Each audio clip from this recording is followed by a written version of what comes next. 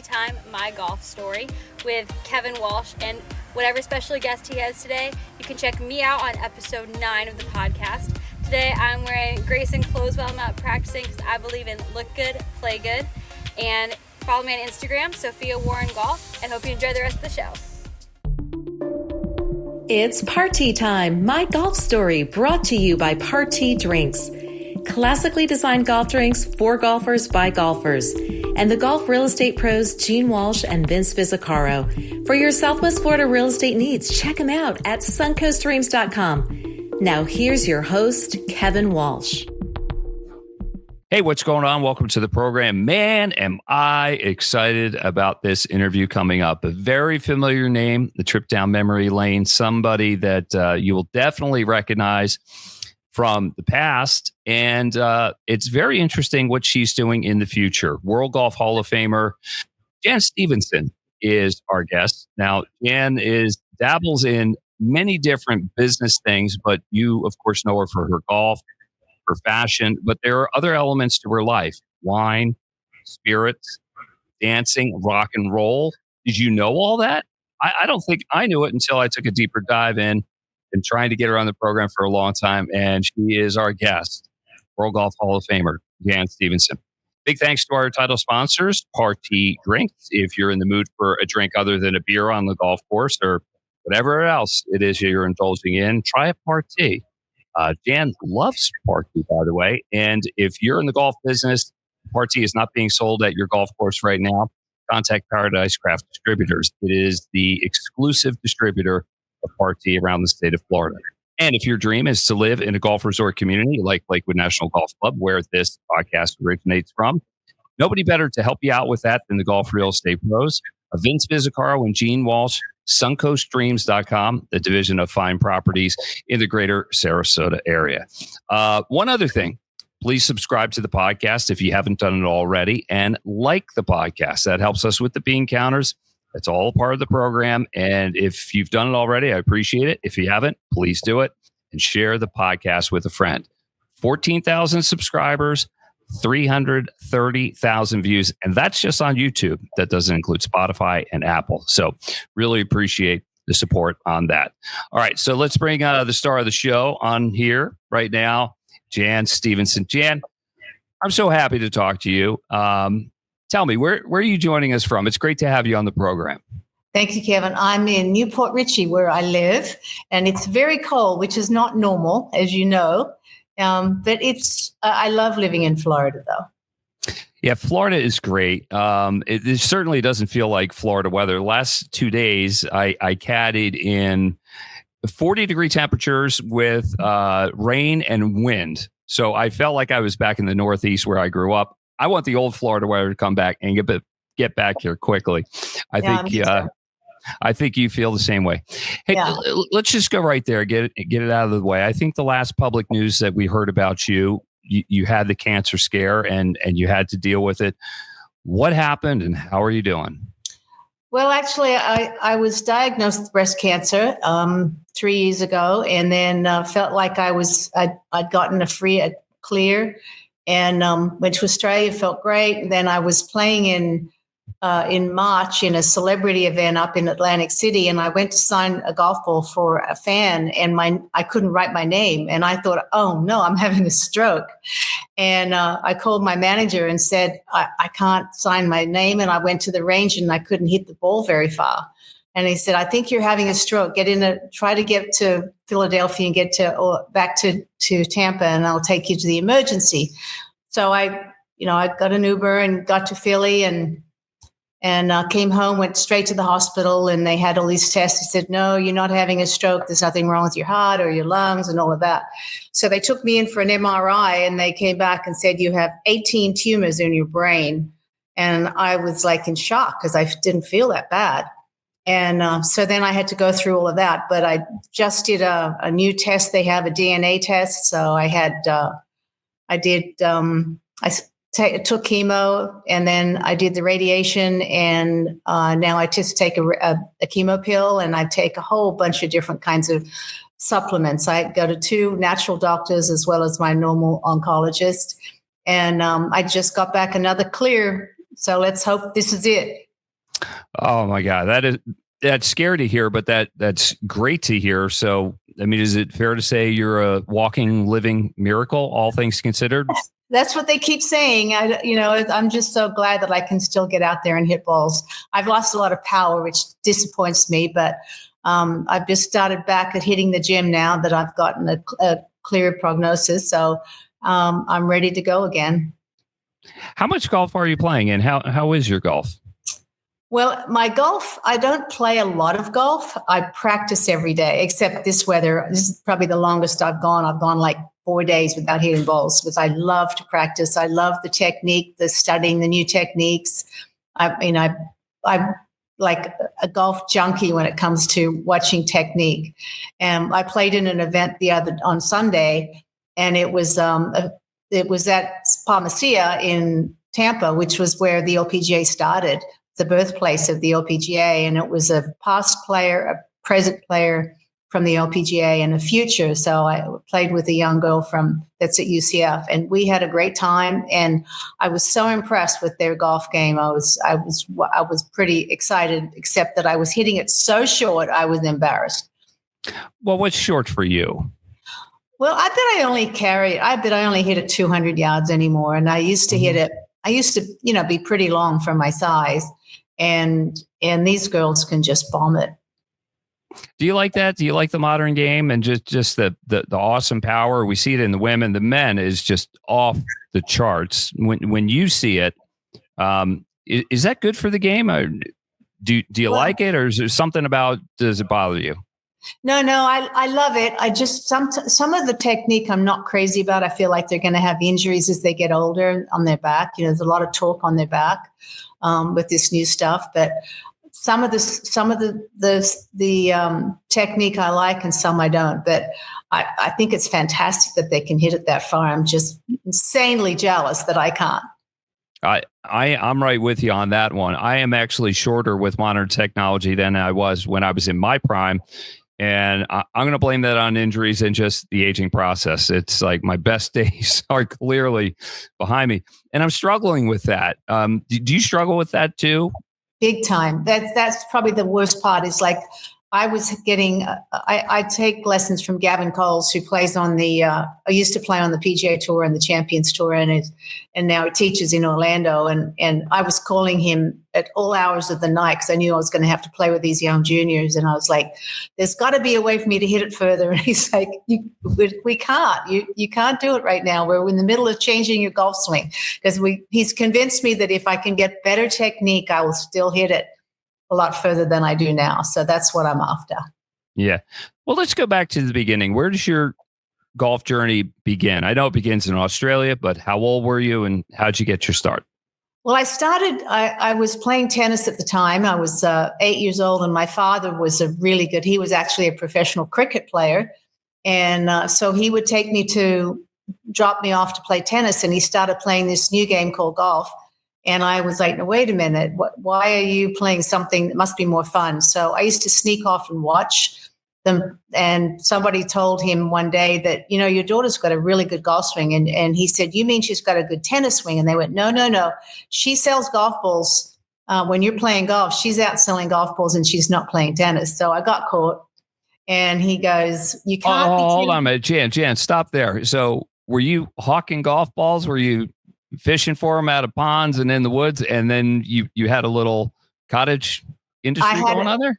Well, what happened was I had a side business, and my younger brother, who I was actually supposed to be taking care of, he's 2 years younger. He was catching the snakes because in the up at those days there was a lot of bush, and we were about 2 hours north of Sydney at the time. We had a weekender who would go on the weekends, and so my brother would sell the snakes to the reptile park for money because they needed the venom. And I would be selling golf balls to the people that were playing golf. So we were pretty flush with money for an 8 and 10 and 9-year-old. Okay, well, hold on a minute. The snakes. So your brother's catching snakes so they could get the venom for an anti-venom in case somebody's bitten. But how did he get them safely? And he's 8 years old and he's rustling snakes? Yep. And we used to, and in those days they had like a trailer at the end of all of our streets because we were on dirt streets. This was a very small a neighborhood right by the golf course. And the snakes were, very deadly and everywhere. And we would sell them to the reptile park and get pretty good money. I'm petrified of snakes. And when he was a firefighter later on in life, and he was the snake catcher still. He can catch poisonous snakes. He's amazing. I wouldn't try that myself. No. I had. Boy, that's he's got guts, or maybe he was a little right, but it makes for a great story. So I'm glad you shared that. So back to the golf part. So Dad's starting to play golf. You're kind of watching him do it, and then you started doing. You got good quickly, didn't you? Yes, I did. I loved it. I loved that he had decided I was going to be a professional athlete no matter what happened.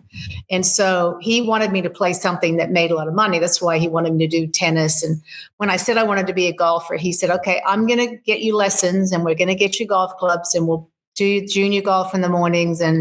But you can't keep changing sports because I had gone from swimming to tennis and now golf when I was only 9. He said, you have to stick with one sport. And that was where my brother made the mistake because he went on and played cricket and football and basketball. And he said, you can only do one sport. And I said, no, golf is it. Golf is what I'm going to do. And so he got me lessons and I loved it. And I had to play against the boys because I could beat the girls too easily. How was that? Was that helpful playing with the boys? Maybe better competition? And I imagine at some point you started beating them and that didn't sit well with them? No, well, they were okay with it. They would treat me like I was one of the boys, which was fine because I was still pretty young at the time. But my father was captain at the golf club by then, and he put and because him and my mother wanted to play golf in the afternoon, then have a few drinks and stay for dinner at the club, that he put up spotlights on the putting green so I could putt. And so I got to be a really good putter playing for my dinner money that they would give us for us to eat dinner, and my brother and I. And he would bank me too. So we'd play skins money on putting, and I got to be really good. And I had to do it because it was my money and my brother's money, and we wouldn't eat if I didn't win. Wow, that's fighting for your lunch, fighting for your dinner there. That's the pressure of that probably helped you when the pressure of playing pro golf. When did you really start getting good though? Like, how about like some breaking 80 for the first time, breaking 70? Well, my father when I was 12, because we had this beach at this house that was north of Sydney, and I loved surfing so I started board riding in the afternoons because I was too young to play in the seniors. We used to have senior competitions, but I could only play in the junior ones. And so my brother and I would go to the beach while my parents played golf. And I got where I really wanted to surf, and I was borrowing everybody's surfboard when they take a break. So I went to my father and said, I want to be a professional surfboard rider now. And he goes, no, wait a minute, you weren't going to change sports. And I said, but instead of him banning me like he did with the tennis and the golf, he said, I'll make you a deal. If you break your handicap to scratch before your birthday, which I was turning 13, he said, I'll buy you a surfboard for your birthday, for Christmas, because my birthday was 3 days before Christmas. And so I worked so hard all winter because the winter was our golf season, so that I could have a surfboard for the summer. And I practiced so hard. I started winning everything, the state championship, all the state titles, junior titles. And by the time it was my birthday, I actually broke my handicap on my birthday. And my parents were like, oh no, now they're going to have to buy me a surfboard. And my dad came and said, well, that was the deal. If you broke your handicap before your birthday, you could get a surfboard instead of. And I went, no, I don't want a surfboard. I need a sand wedge. I can't get out of the sand with just a pitching wedge. So it turned out later they said they actually broke open a bottle of champagne because they knew they avoided the old surfboard thing. Well, I just think it's cool that you surf. I surf too. It's one of my favorite things to do in the world. It's so physical. It's more swimming than it is riding the wave and just being immersed in that. I didn't know that. I mean, just lots of levels to Jan that I didn't know about. I want to get to some of the stuff that people do know about. Golf balls in the bathtub, the photo. How often are you asked about that? Oh, I still get fan mail on it to sign them, every week, which is pretty cool. Well, it started actually when I did the poster. I did a poster first for TaylorMade, and then Dunlop bought their contract from so they could have my own line of Lynn Stephenson golf equipment, and they said we've got this one golf ball that we're going to get rid of in the factory, and then we're going to start this new golf ball. And we would like to do a calendar with this golf ball so that we can get rid of all of these golf balls in the warehouse and start with this new ball we're going to start. And I said, okay. So they came with this. They hired a very famous a photographer in LA. He did all of Michael Jackson's and usually all the albums he did. And he's very, very good and very talented. And he had designed, each month with a different picture. And I wasn't even thinking at the time. I just, they quickly sent me sketches of what that's going to look like. And there was one with golf balls. I didn't think anything of it. But what happened was it got to be, when we did it, it became so popular that they had to start remaking the golf ball because they sold it with a dozen golf balls and a calendar.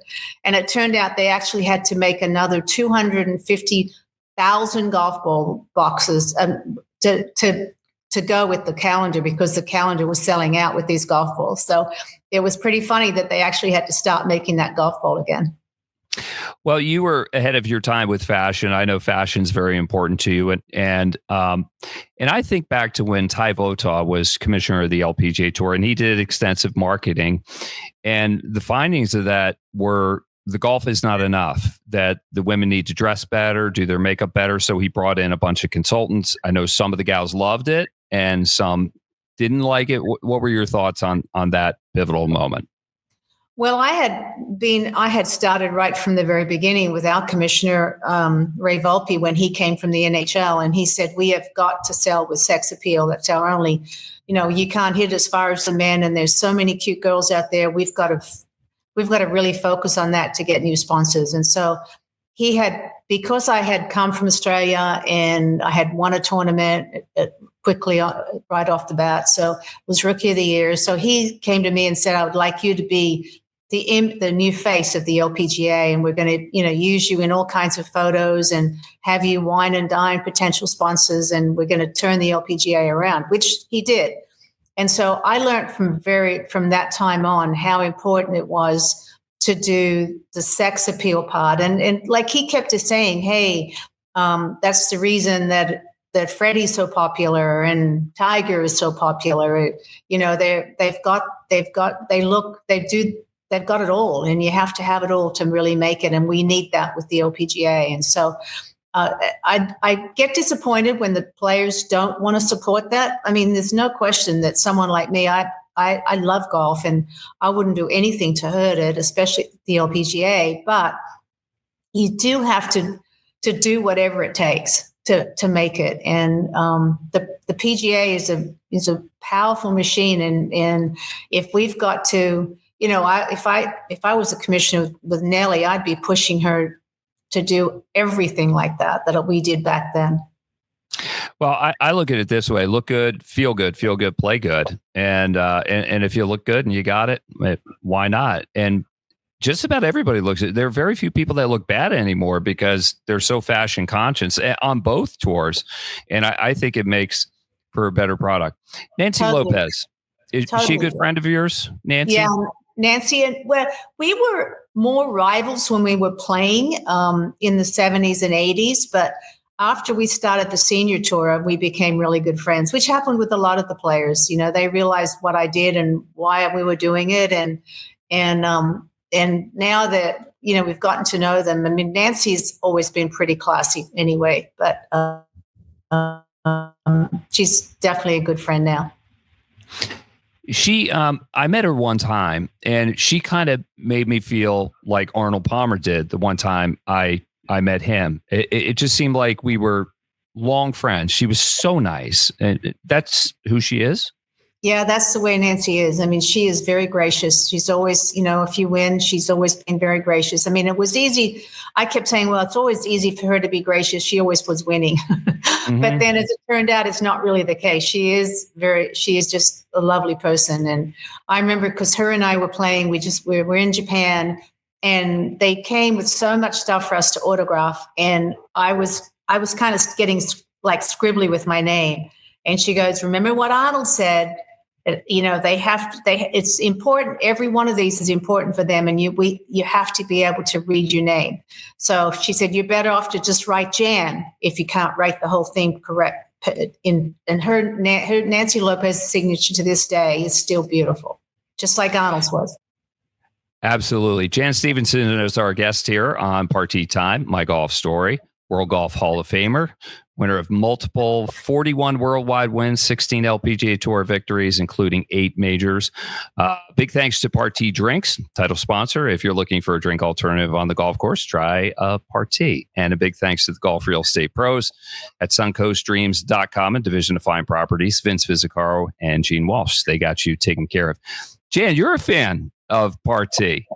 Tell me about it. I am. I love the name. Of course, it's got a little golf theme. So I usually bring them to a lot of parties, and people go, oh, I've never seen this before. And, it's funny because Paradise sells, I think, more to the marinas than they do to golf, which doesn't make sense because they all should be in everybody's golf cart or the beverage cart. Because, I mean, I've got the one I like is the Fade. I think it's called Fade Away, and it's a vodka with lemonade, and it's so Faderade. That's it. Yeah, there you go. It's there's so many good flavors. I mean, I know we do a lot with the Bloody Mary and the orange juice and vodka in the morning in the marinas because people want something on the way out to fish. But, I just think that it's great because they're nice and you can have them chilled and you can drink it while you don't have to like gulp it all the way down, and they are actually taste really good. I mean, and I think for the price, it's crazy that people don't get to have them all. Well, you're a lover of finer things in life, fine wines, fine spirits. That's a big part of your business acumen and everything. Where does that come from, and where is it now with wine and spirits? Well, I started the wine a long time ago because one of the people I played with in Australia was a famous winemaker, and so he wanted his kids to come to school over in America. So I bought a small winery in California, and he ran it and produced fabulous wine. I did really well with it. But once we got to COVID and I couldn't go out and do wine tastings and clinics at country clubs, we were losing money because we couldn't, COVID, nobody was going out to any kind of event socially. So I sold the winery. And in the meantime, a company was building a new distillery in Utah and had read about how I believe in pure water and had my own winery and knew how to sell. They contacted me and said, would you like to do your own line of spirits? And I hung up and said, no, the wine is way too much work. And they kept bugging me and said, we're building a new, we've got this place where we've got water from the aquifer, and it's really good water coming down from Park City, and we need someone with the name on it, and they've pulled out, and we need someone to help us get started. So I flew up there, and I made the mistake of flying up there and meeting them, and I got hooked, and I invested in the distillery. So I now have my own line. I said, the only way I'm going to do it is if I can have real fruit in it. I don't want to be able, if I've got water that's pure, you can't use artificial flavors. And so they went, okay. So we had to macerate the fruit. So I picked mango, pineapple, and passion fruit. That's cool. Hey, can I ask you, when you play golf, do you ever indulge in a beverage? No, never. No. No, Why it's not? like it's because I think it's just because my whole life, it's work. It was work, and I would never even consider drinking when I played golf. I'm kind of the same way. I know it's changed. I mean, there's music on the golf course. People have a party on the golf course or some other. It's just part of it. And if that's part of their fun, I don't know. I think golf's hard enough as it is. I'm not going to make it any harder. I mean, that's why I don't do it. I wait till later. It's the trouble with it is you'd have to be able to control. I mean, they do say that. I mean, I have read the results of it that there's a happy medium. If you can get to that stage where it takes off the edge and it takes off the mental nervousness, that it's actually good. But you've got to continue like that. You can't keep drinking, otherwise you lose that, and then you start losing control of your body and how the ball goes. And so there's a very tiny, perfect little window where it is good to drink. So you either have to have a party and just sip a little bit all the way through, or early on, just so that you get the nerves off, and then just keep it at that stage. So maybe only a sip every 2 holes or something, because otherwise you lose control. What's the Dancing with the Stars story? Oh, well, my mom was a professional dancer, and she had a horrible motorcycle accident when she was dancing, when she was a pro. And she used to entertain during World War II. All the people, the guys had come down for their R&R. And so she was always disappointed that I had to give up dancing for golf, because I was doing dance at the time. And my father's like, no, she's got to concentrate on golf.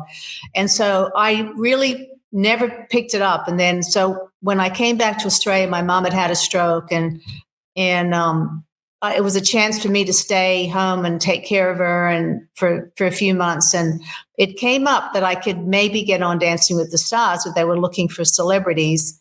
And I had said something somewhere along the line when I was down there that it'd be fun to learn to dance for my mom. And so they contacted me, and I went down and they interviewed and see if you can do the normal steps, which obviously I could. And so I signed the contract right away, but the problem was I still had to play on our Legends Tour, so I had to get permission from my sponsors to say, "Hey, I'm going to take a few months off here to learn how to dance in Australia," and so I had to fly back home here and get them to approve of me taking a few months off and then fly back. So I didn't get as much practice as I would have liked to, and I had a fabulous dance instructor. But when we got to be really good friends, in fact, after we finished dancing, he came over and we did a series around the country club that I had learned. I just love any form of dance. Like if music comes on, are you like kind of dancing in the car a little bit? Not with your feet, but are you boogieing in the car? Yeah, there's certain songs I do that with. I kind of feel like Trump, I like this with his. There's a few songs that I just love, but I'm not really a dancer. I guess because I go to bed too early, so I don't go out much.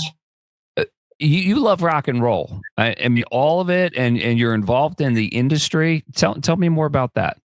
Well, I am because my business manager was a producer at rock concerts. I started because his wife is my partner in the distributorship with their son, and so we got where we would, whenever they came into town, we would take them to play golf. Whenever the rock stars, most of them are all classic old rock stars.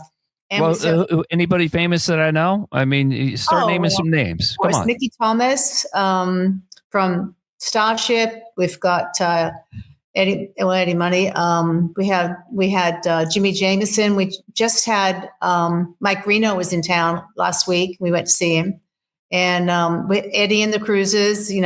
John Cafferty and Tunes. They came in town and played golf with them, and then went to the concert. So we have a legendary Voices of Rock, which is what it's called. And what we do is we get the lead singers from all the old bands, and and then we just bring in And we have our own main band, Stormbringer, that does the backup. That is cool stuff. That is really cool. Have you ever played golf with any of the presidents, any royals?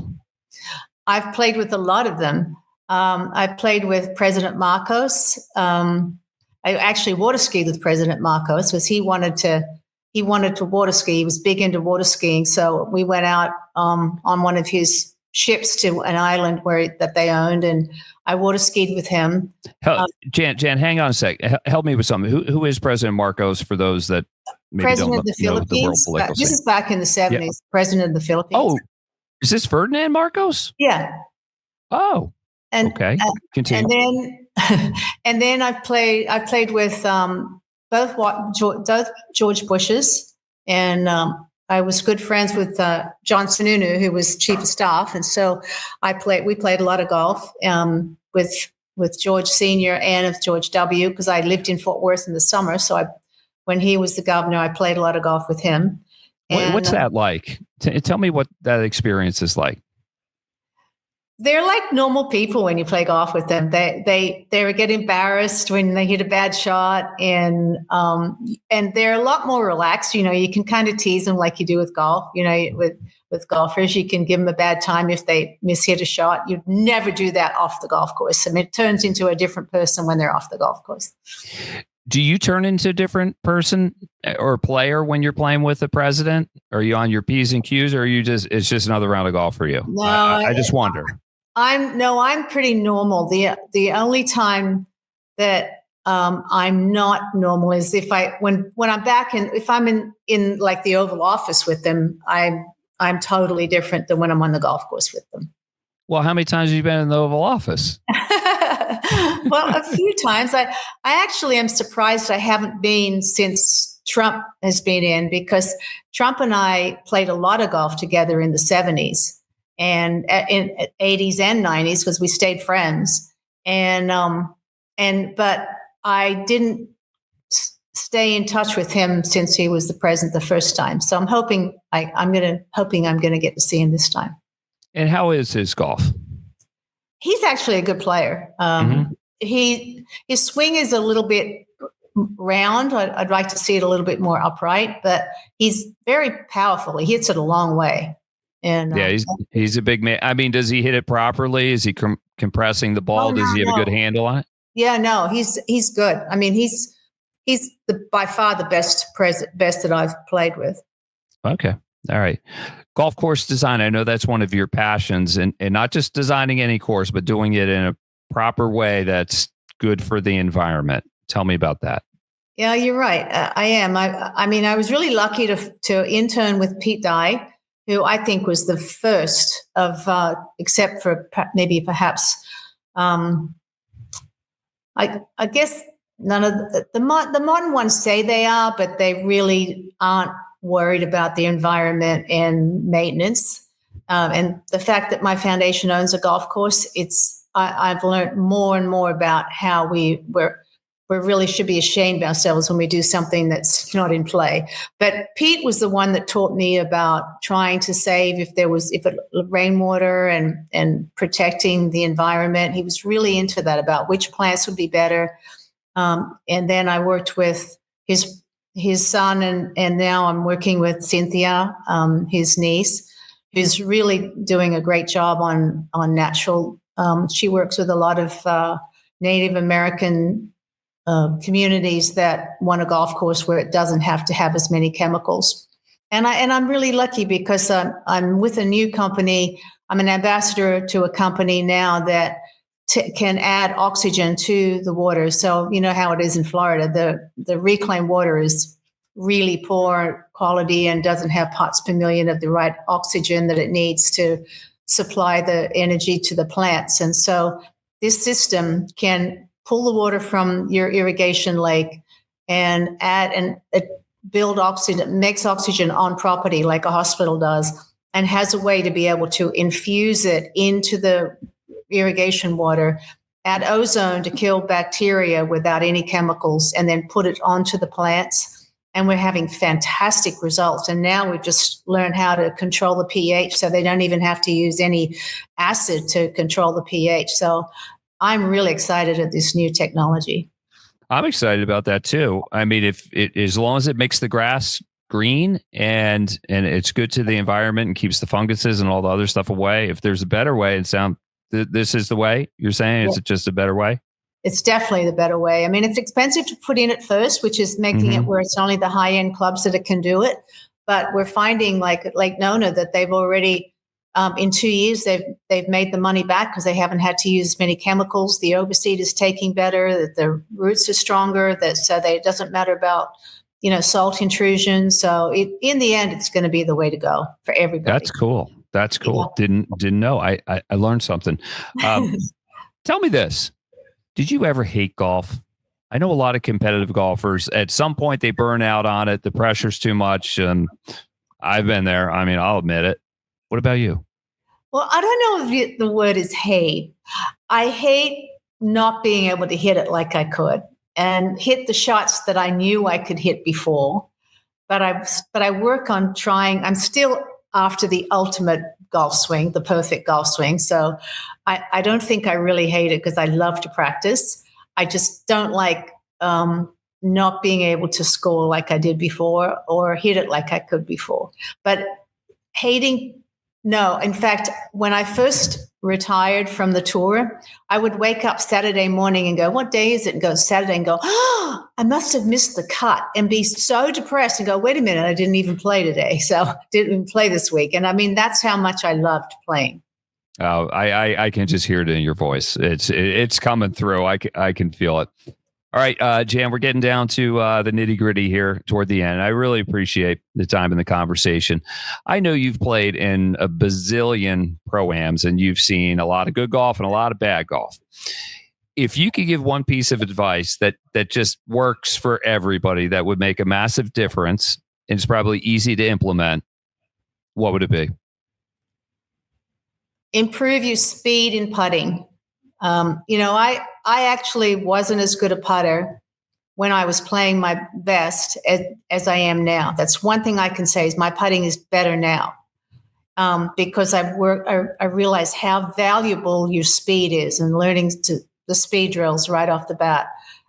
People hate to practice their putting, but if you want to improve your golf game, if you can get every putt 17 inches past the back of the hole, you're going to make a lot of putts, and that you can improve really quickly doing that. I am so with you on that one. That's actually my advice for people, because your reads are never going to be all that wrong just on the break, but the speed, I mean, it's proximity to the hole. And I've been working on that, and I need more work. You just gave me more reasons to work on that. Jan, I really appreciate the time. Thank you for all you do for golf. All you've done for Part T. Keep us in mind. Just keep everybody thirsty. Thanks for helping out with that, and come on back sometime. Sound like a deal? You're welcome anytime. All right. Thanks, Kevin. All right. Jan Stephenson has been our guest here. World Golf Hall of Famer, winner of 41 worldwide tournaments, just an ambassador of golf, and just a delight to talk to. For Jan Stephenson, I'm Kevin Walsh. We'll see you again next time on Part T Time, My Golf Story. You've been listening to It's Party Time, My Golf Story, brought to you by Party Drinks. Classically designed golf drinks for golfers by golfers, and the golf real estate pros Gene Walsh and Vince Visicaro. For your Southwest Florida real estate needs, check them out at suncoastdreams.com or call 941-220-4000.